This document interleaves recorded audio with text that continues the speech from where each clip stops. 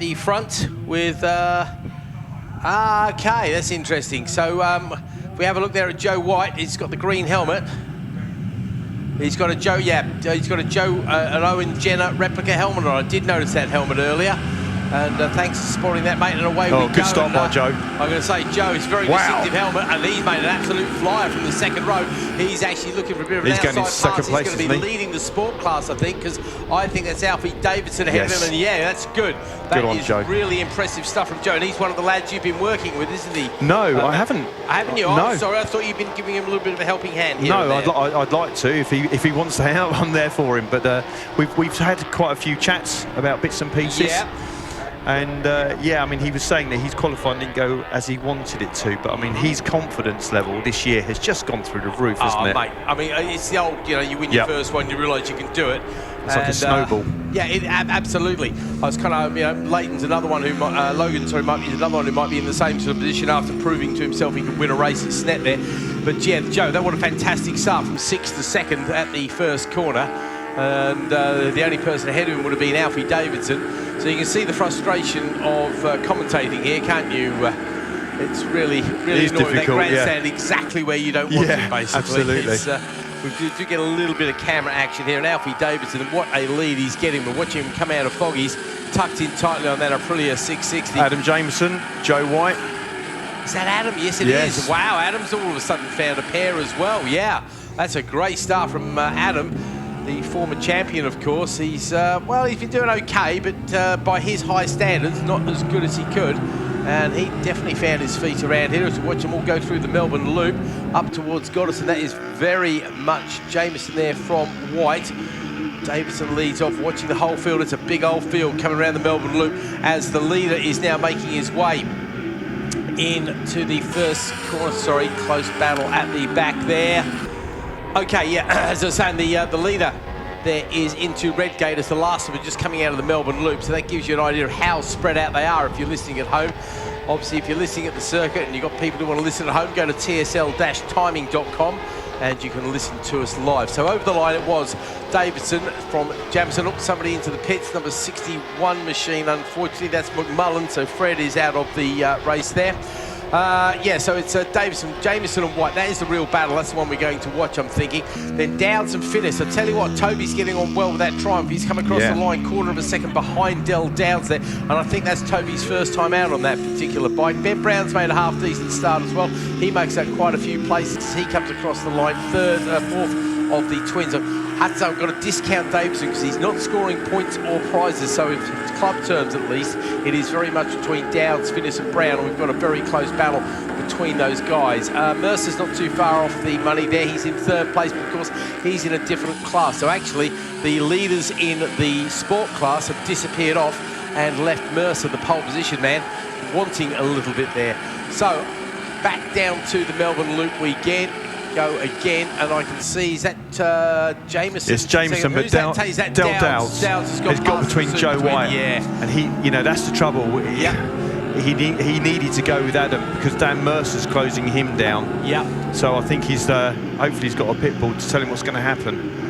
So 46s is the opening bid. As you said, I did say that the lap record might go on the first lap, and it has. We don't often see that in racing, do we, where the lap record gets beaten on the first ever lap, and now we're getting into the first flying laps. All of a sudden we are indeed into the low 40s. That's the sort of number we're looking for. Wouldn't be surprised if we saw the sport lap record go to a 140 even at some point here. 41.5, that's Dowds on the twin, to be fair. We'll look at the lap records. It all gets a bit academic, but over the line it is Davidson, Jameson, Dowds, White, Finnis, Mercer, Leighton, Alicia leading the 400s there. Then it's Brown, Barnes, it's Charlie, and then we've got Wallace, Sean Wallace, of course. Luca Wilkins third of the 400s, James Seath on the twins, then we've got Morgan May in the twins, then Logan Stone is where he started basically. He's made up one place. He started 15th, he is 14th, but still 5th in class, so it's all good points in the bank for him. Then we've got Sims, Dewey, Swift, Bellotti, Andrews, Douglasley, and that rounds out our first page. So the only retirement so far is McMullen. Interesting, Andy Houghton is still at the back, and I have to say it's an unusual place. Andy's doing 2:01, so he's actually quite slow. He's normally in a good sort of midfield kind of pace, so clearly if that is a TL1000, then he's not hooking up as nicely as he'd like. Now, Davidson seems to, though there's he's just that far ahead of the rest. So there goes Dowds. It's all a bit of a blur at the front there.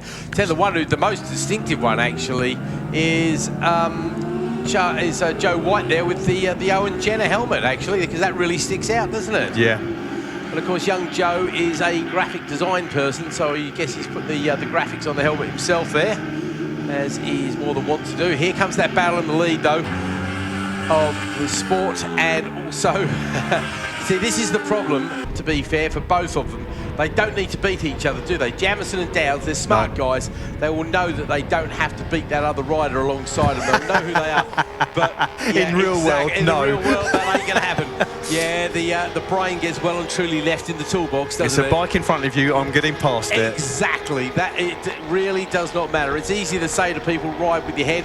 Had the same chat with Max Hardy this morning, saying, you know, you don't need to worry about Ash Barnes or anybody like that. And you know, he's a smart lad, but unfortunately, at the end of the day, you wouldn't be out there at the front of the end if you didn't have a proper racing brain on you, would you? I think what the interesting point is Dale's just got past Adam, and it's going to be interesting to see, because Adam is like a very seasoned campaigner, and if he's seen Dale go past him and he thought it was somebody from Thunderbike Sport, will he would go, okay, I don't need to sort of worry too much, I won't push as hard, and fall into the clutches of Joe White. Yeah, that's very true, actually. You're right, he can't afford to relax either. No, it's a very, very good point. You're right, it's easy to say, well, okay, he's ahead of me, I'll just chug along and go at that pace, whereas, yeah, Joe, he's got the bit between his teeth. Right. Down we go, and yet Jamison is indeed following Dowds. Joe is pushing on. It's a reasonable gap. I'm going to keep an eye on that gap, actually, between the two. So, over the line last time, 2.5 seconds between White and Dowds. Davison into the 37s there, so that's going to be the benchmark for the Twins lap record. So here they come in. Now, Dowds has moved up that place, so it's going to be a straight gap first to second between Jamison and White. It was about 2.5 seconds. It is now 3.5. So, no, I don't think Adam's falling into any traps there. He did a 41.774 for his best lap of the race, and it was a 42.663 for the best lap of the race so far for Joe. So, yeah, I don't think Adam needs to worry too much. Do you, Matt? No, I'm looking at Dan Mercer to see what his time is compared with Joe, because he looks like he's closing him down. But he looks like he made a small mistake coming out of Goddard's, because he was off the throttle when he went on to the red and whites. So yeah, it's a good place to be though when you're on the red and whites, really, isn't it? Yeah, not on a close throttle, I would say. And he looked like his throttle was closed as he came around there. So it's just going to be interesting to see if he can close him down. I think the trouble is he's got Toby Finnis in front of him, and that's where it's going to be the issue. He's getting past Toby for him. The other man needs to worry, actually, is your man Logan. He's not having a good race here, mate. He lost a couple of places on that particular lap. He's dropped down to 16th place, and he's now got Swift, not a name I recognise, but Swift was going a little bit quicker on that lap, so around about 1.5 seconds actually quicker. So he's definitely might have something to worry about. He did have a 4-second gap, but that, as we all know, that can disappear very quickly indeed, as Davidson trips the timing beam over the back there and goes purple once again. Over the line he comes for a 37.849, previous lap a 37.678, so nice and consistent as we expect from the sort of guys at the front of these races. What lap are we on now? We are now on lap 4, so it's a checkered flag. Time. Yeah, that is the checkered flag going out. Unfortunately, that went very quickly indeed, didn't it? Didn't it? It's a long old lap around here, but all of a sudden it disappears, and here we go. Over the line. Right, let's call them as they go. It is Dowds indeed who takes the club win in the twin. Jamison takes the win, Thunderbike Sport. Joe White finishes in second though, so picks up a useful 20 points. Finnis finishes second in the twins. Then it's Mercer picking up some good points and a medal, of course, in the sport. Leighton won't score. We think Charlie Barnes is eligible for points and prizes, actually. So, as far as we're aware, Charlie Barnes has probably won the Formula 400. And then it's Ben Brown in the twins. So Ben will actually pick up a medal for his effort there. Luca Wilkinson, we're not sure about his eligibility. Then we've got Sean Walsh. Melbourne May is another good finish him. So that'll be 13 points for Melbourne. And Melbourne is one of those guys who's consistently chugging along in the points. And he's actually beaten James Seif, who's one of his rivals. So that's going to mean that his hopes of maybe hanging on in there for a podium position at the end of the year could well come true.